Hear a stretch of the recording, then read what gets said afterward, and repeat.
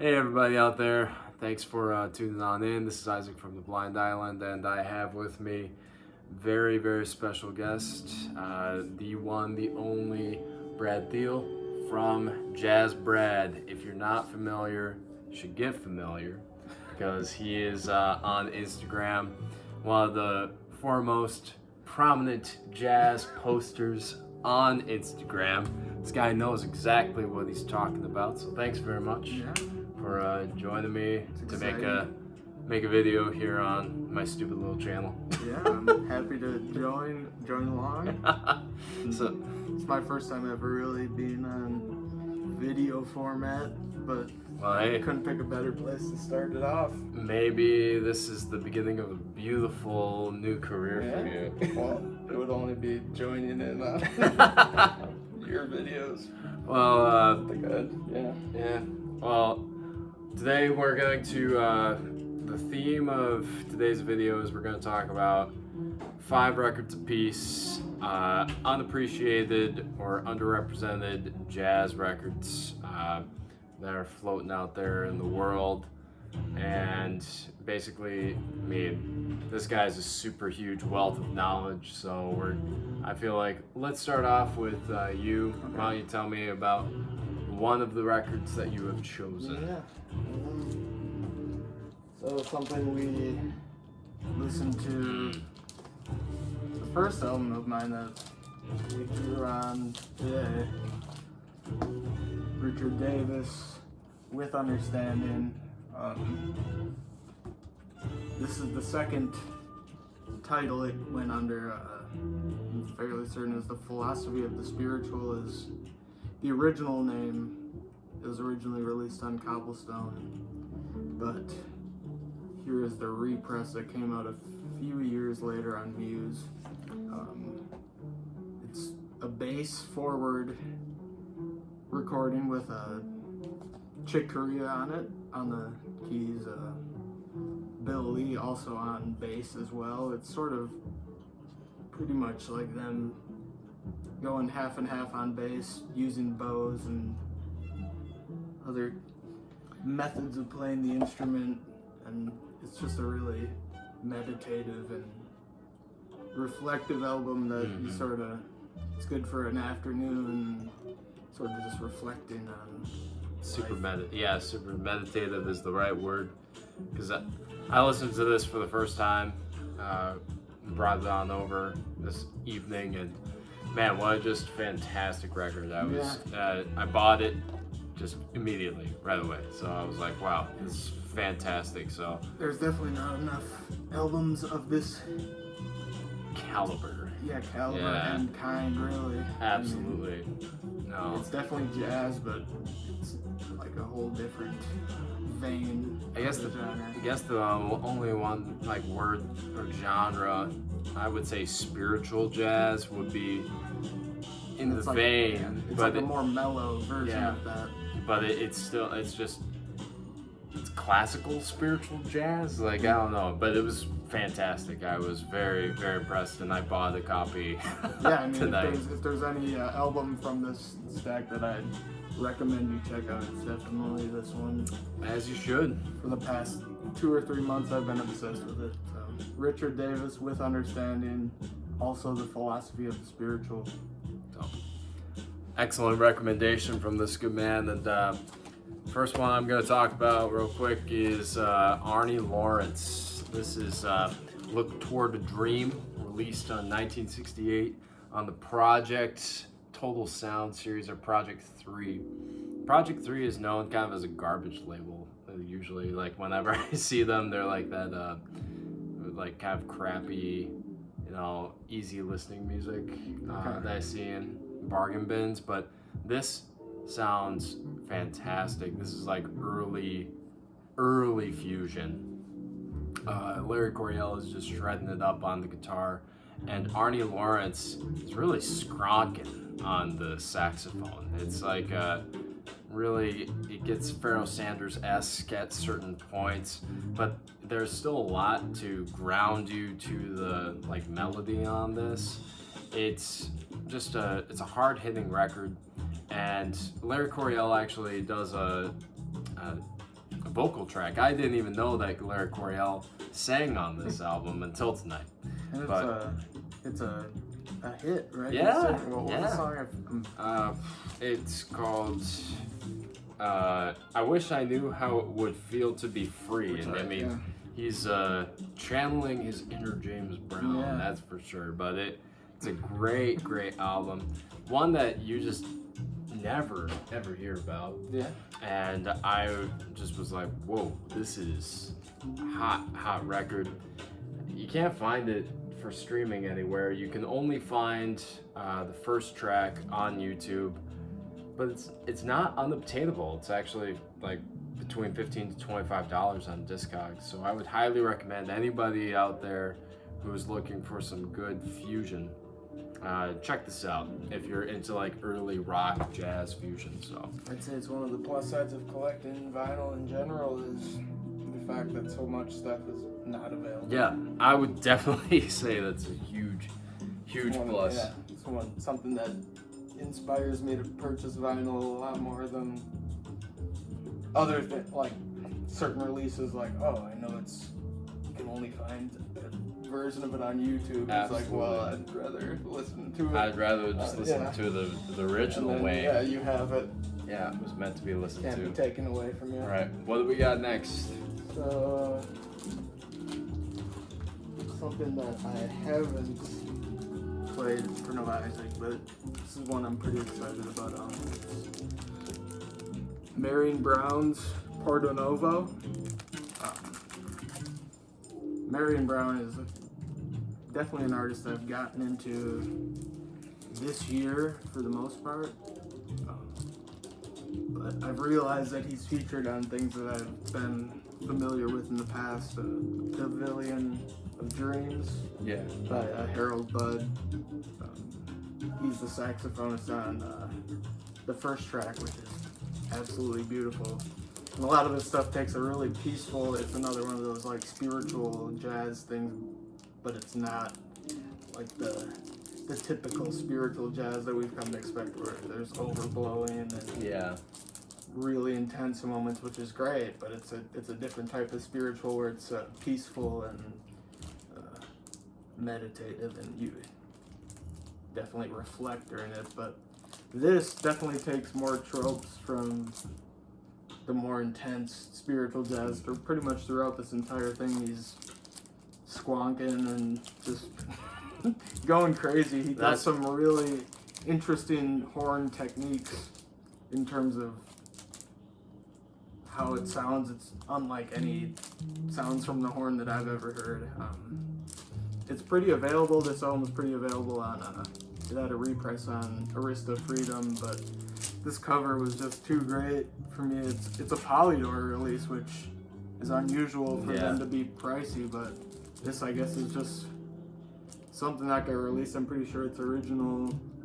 It got released in the UK and not in America or anything, but it's got a great cover. It's black and white, but then colored on the face. I'm looking forward to listening to that one. It's intense and it commands your attention. Since I got it, it's hit my turntable a lot. So, Marion Brown, Porto Novo. Get a good look at it. Get a good look at it. Look at it. Feel it. Synthesize it. It's a good one. Just know what it's all about. If you can handle a little intensity, then that should work out well for you. And if you're watching this channel and you can't, then you're probably watching the wrong thing. But this one I'm gonna talk about, not really like an unknown artist, but this is definitely an underappreciated release from this artist. This was a gift from Brad, actually, and this is Spring by Anthony Williams. Spoke about this a little bit in my previous video, and Tony Williams, prodigy, just a guy that came I'm sure he was only like 20 and he released this. I think he was a teenager when he was discovered. And just an amazing drummer. He played with Ornette Coleman and apparently he was getting bored with the way that Ornette Coleman was playing. And that's one of the reasons that he was apparently talking shit about him behind his back. Oh, and that's why, and Ornette Coleman booted him. But again, that's all anecdotal. Did they have any recorded sessions together? Yeah, I don't know, but I do know that they toured live together. Okay. But, so Anthony Williams, later known as Tony Williams, recorded 2 albums for Blue Note. The first one was known as Lifetime, and that's the one that everybody seems to really get on board with. Everyone's like, that's the record. If you're gonna listen to an album by Tony Williams in his early career, that's the one. His acoustic. Yes, his acoustic stuff. But this album, released, it's kind of seen as the stepchild recording. It's just, it's a lot more sparse. There's a lot more space between the sounds, and it is a little bit more challenging of a listen. But, I mean, this has an incredible, it's a murderer's row of talent on here. The difference, like, they share a similar group, but I'm pretty sure that the difference between is that they have 2 tenor players and that Wayne Shorter gets added on. So it's added bonus for this one. Well, I mean, it's a Tony Williams record, but really it should be co-billing with Wayne Shorter and Sam Rivers, because it's just as much of a sax record as it is a drum, and I think that it can be a little bit difficult for some people to synthesize the music, but if you sit with it and let it just kind of wash over you, it really does start to get into your psyche. It's hypnotic. It's a hypnotic release, and I found myself returning to this multiple times since you gave this to me a couple weeks ago, and I probably listened to it like 8 times since then. It's definitely something that like you gotta give your attention to. And again, this is not like, this is a 70s reissue, 1973 Blue Note, Blue Label, so it's not unobtainable. Like, you can pick up a copy of this for $35, and I think that these 70s reissues just sound super fantastic. So like the last chance of getting those vintage Blue Notes before they went on a and like silence dark age. Yeah, and like getting them on the original like plates that they came on. So I think that if you're looking, like, definitely pick this up. This is a very underappreciated album, and if you're willing to have patience, this is one that will reward your patience. So very, very good record from a very good friend. So excellent. Yeah, I'm glad you dug it as much as I have. So sort of going based on impromptu selections based on the pilot. Yeah, if you guys were here, you'd see it as a giant stack, because that's how he just pulls the greatest stuff. Well, it's so good. Just gotta know what you're into and go down that trail. You know?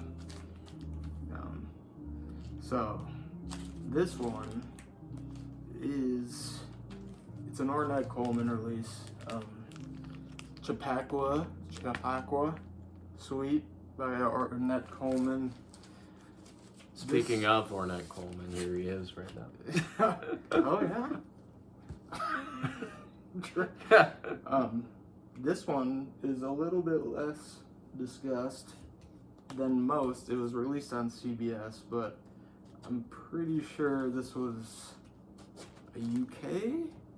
Yeah, because Columbia's or French. Yeah, Columbia's like subsidiary abroad was CBS. It's the same thing. Yeah, and I guess it was also for a film, which I have not seen. Chappaqua. So pretty much this is a double LP that,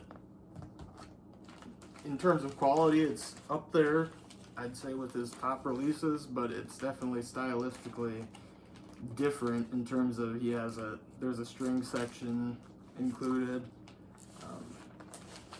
Also, not even noted really on the sleeve or anything, Pharaoh Sanders is also included on here. Him and Pharaoh Sanders are sort of going back and forth, but I mean, if you just bought this and didn't have access to the internet, you really wouldn't know that based on anything on the LP. Sometimes I wish that we didn't have access to the internet. Just went into it completely blind. But I mean, I guess knowing that Pharaoh is on here sort of adds added appeal. Very true. But this is a very, very intense release, and it's very cold in its sound. And it's very interesting to hear his interplay with the string section. You'd think it might get schmaltzy, and he did one. It's called Skies of America. Or Yeah. I haven't listened to that one, but it's received decent critical acclaim. And it's more well known than this one. But I'd have to get back and report back on Skies of America. But this one, the playing back and forth of Ornette and Pharaoh with the string, it seems very fluid and organic, and it just seems like they're going back and forth. Yeah. And just sort of battling it out. This is one I've never heard of before, Yeah. so I'm really looking forward to hearing this one too. So it always makes me wonder about like why certain things didn't make it made in France. So originally released in France and didn't receive a U.S. pressing originally. those French, they had just something. Yeah, they have some sort of taste that we just don't. And especially when it comes to like avant-garde jazz music, there's some really interesting releases. Very true. All right, next one I'm gonna talk about. No, this one is, I wouldn't say it's definitely not unknown, and in certain circles it's very appreciated. But I'd say for the average jazz listener and the average Miles Davis fan, it is one that is not looked at as frequently. Or live albums from that era. Yeah, in exactly. general. Yeah. So this is Miles Davis's Agartha, and I feel like I've been starting to see this one starting to make the rounds a little bit more. But that's because I believe that Miles Davis was just so far ahead of music, at least at this time, that people are finally starting to catch up to what he was doing. Yeah, I think this is one of the ones that has like a U.S. original pressing too, like the Live at the Fillmore East. Yes. That has like 4 different nights of Miles. Like that's one of the other ones where it received a U.S. pressing. It's not like Pangea or Dark Magus, which got the pressing in Japan. And nothing else. Because this is the evening performance, I believe, because there were 2 performances done in Japan. One was released as Pangea, this was released, and no, there's endless debate over which one is the best out of these releases, because Dark Magus or Magus was recorded in the US, but only released in Japan. But only released in Japan. But and then later reissued in America on CD. But these Japanese recordings just weren't really readily available. This was the only one, and it only really had a very limited release in the 70s. That just kind of disappeared.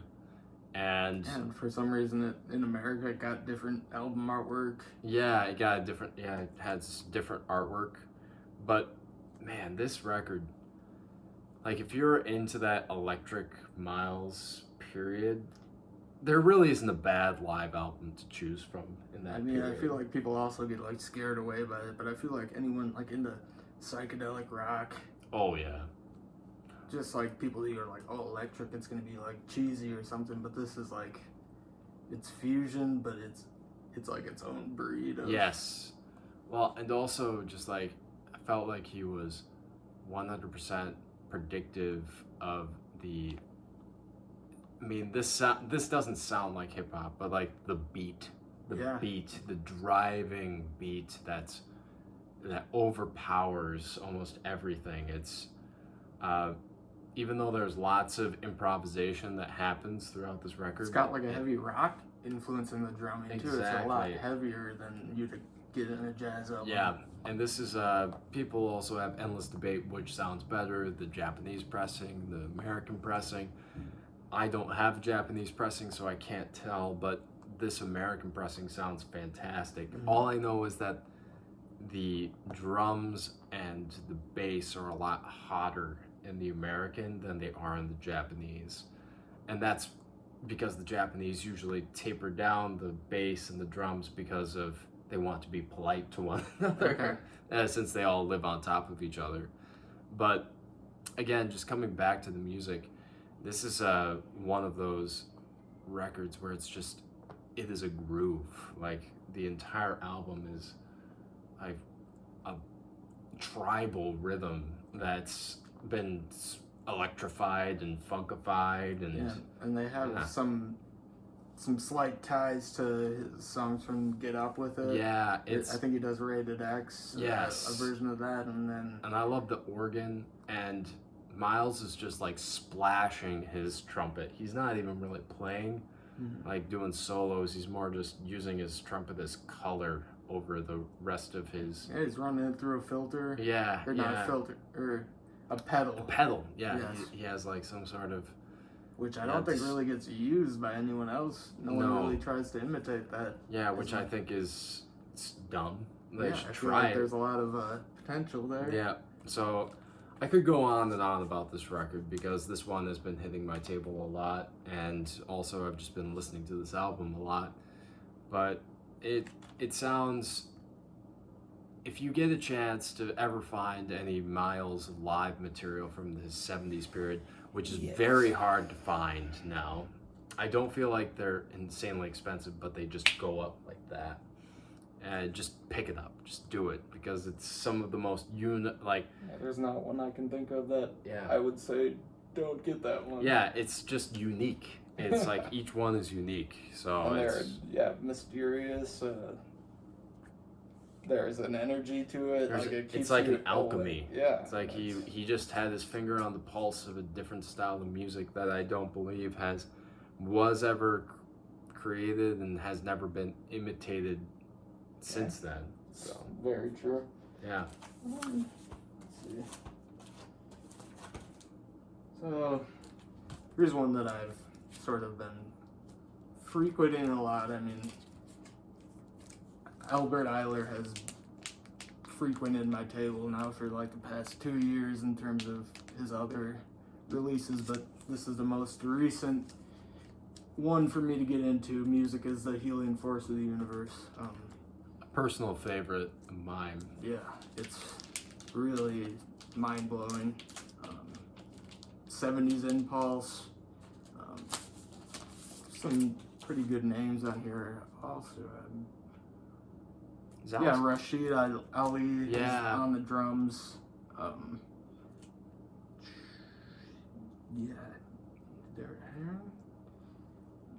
There's female vocals on a couple of these songs from Mary Maria, who was only on Albert Eiler albums, which isn't a bad thing.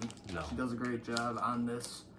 This is probably the prominent spot that I've heard her, but it's really just some dissonant at times, or probably like 50% of the album. He's just completely going nuts on the horn like he usually does. He has a very rich tone. Well, then he's bringing in those bagpipes. Yeah, and then the second track, it just adds a whole nother layer of intensity that not too many people have tried to imitate.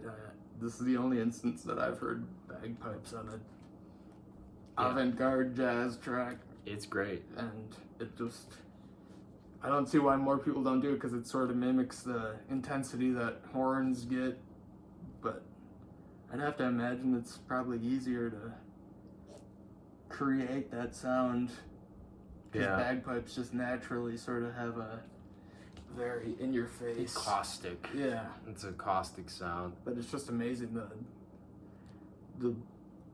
the way that sound is able to sort of just get in your head and just send you into the realm that these types of albums tend to send people. You know, and some people, they say Albert Eiler, it sounds like noise, but I would say that, okay, you just haven't found the right Albert Ayler record yet. Yeah, I mean, I would say this is the best of both worlds. It's a little bit melodic, but it has that crazy freak out. It's very, very good. yeah, and I can only imagine during the time that it came out how even less accepted Yes, it was. I'm sure. Well, I mean, Albert Ayler was not. Nobody liked him. Yeah. They were just like, get out of here, Albert. Yeah, I mean, it was great that Coltrane sort of went through that later phase in his life where he was transitioning to really Or super out there, where they became more parallel to each other. Yeah, but to sort of elevate. yeah, and his it's name. unfortunate what happened to Albert because we won't get too deep into his tragic end, but it's just once he lost John Coltrane, I feel like he just lost himself. Yeah, and then he was only 34 when he passed. Yeah. It's news to me. I learned this quite recently. Yeah, But it's very unfortunate, but at the end of the day, he left us with some good music, and that is probably my Love favorite Cry. one. Yeah, that's probably my favorite. mhm. Next, I am going to talk about one that I don't ever see brought up in the jazz community. It's great. And it's super good. This is Abstract by the Joe Harriet Quintet. It has a little descriptor underneath. Revolutionary contemporary jazz by London's most exciting combo. Now, this is one where I honestly don't know a whole lot about Joe Harriet. You said there's Ornette ties? Yeah, kind of Ornette ties. Or just in the sound? Yeah, just in the sound. It was recorded in the early 60s, so this is like one of the first, I mean, it's right there around Ornette Coleman's, pretty revolutionary recordings. So this is one of the very first to be kind of considered that avant-garde / abstract type of jazz, but when you listen to it, I mean, it's nothing like Albert Ayler, or nothing like those super, where it would go within 5 years. It's still very melodic, it's still very tethered to the earth, but you can definitely hear the art influences on this. Sounds like an impressionistic painting to me, and I feel like the artwork on here is extremely indicative of the type of music that you're getting inside. Yeah. And this is just one that I don't know a ton of information about Joe Harriet, and I didn't do a ton of research on him, but I felt like this is one that I just needed to bring up tonight because it's just a record that needs to be talked about in the jazz community. Yeah, And I'm still on the lookout for one for myself. I know once I see one, I'll... it just needs, well, I mean, if you're a music lover, you should probably just be checking out in general, but you should be checking out all these records. That's true. If you're not stretching yourself, then I don't know what you're doing. That's just me. That's Personal just me. preference. But, Everyone has their own personal preference. So I guess we're at to the last one apiece, but I think that we have a twofer Yeah, there. that'd be a bit of a twofer because they share a similar spirit. Very similar spirit. This was one I splurged on about a year ago, but it's an original Blue Thumb pressing of Space is the Place by the legend that is Sun Ra. This is one that I have extreme envy of. Well, I mean, the reason I'm willing to splurge on it is just he was really the first jazz musician that I really got obsessed with, and I was in college. And I just went through a couple of years where that was like all I was listening to. And obviously then I discovered more that there was other people doing similar things, but this one is unique. It definitely wasn't a favorite of mine when I started listening to him, but now looking back and when I revisit it, it's definitely reached the point in my head where I'm like, yeah, I understand why everyone praises this, but for some reason when I first started listening to him, it wasn't as appealing. I think the the female vocals on top of this crazy Yeah, just I avant-garde mean, music was sort it of is kind of strange to weird me. because it's like it sounds like a Star Trek female singer. Yeah. Kind of like space is the place. And- Yeah. Yeah, and it's just layered just- on top of this, just the craziest. Yeah, just there's no real rhyme or Yeah. rhythm. It's just insanity, but at the same time, that's the point. Exactly. It's like it feels like you're on a rocket ship into the middle of space. Yeah, and the other tracks, Space is the Place, consumes the entirety of the A side, but the B side also contains some very fantastic tracks that don't include vocals, but they're also great. And that was more when I first listened to Sunrise, was what I gravitated towards more. But now I understand why this thing is so highly acclaimed, and I love to revisit it. Pretty much why we saw it was a twofer, because this one sort of shares a lot of similarities. Absolutely. I'd say it was released on Impulse in the 70s. Astro Black also has June Tyson, the female who does the vocals, amazing singer. Astro Black. Underrated.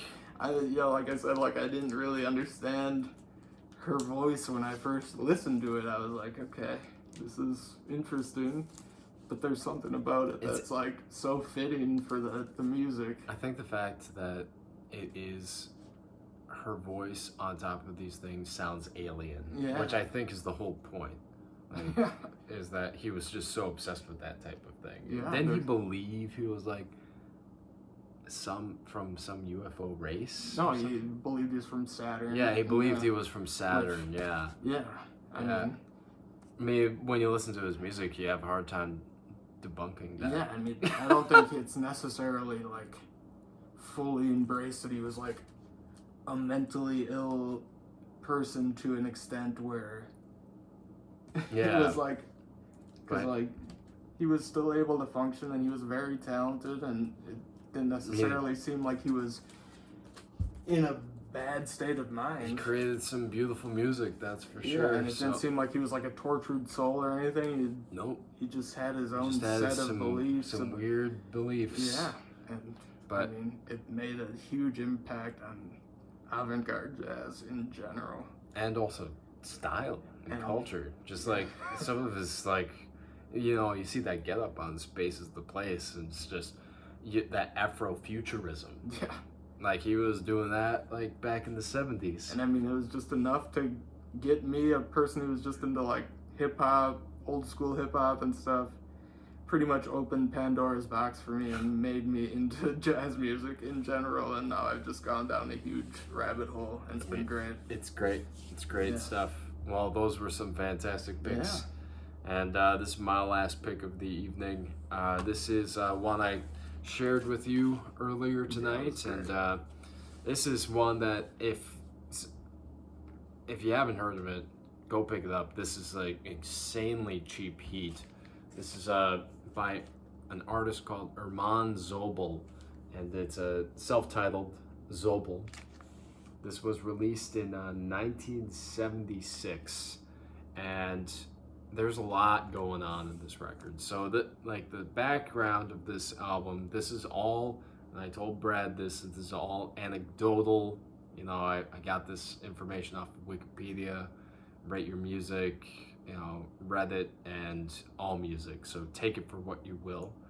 But pretty much this 17-year-old kid shows up to Arista, and he says, "I'm the world's greatest keyboardist."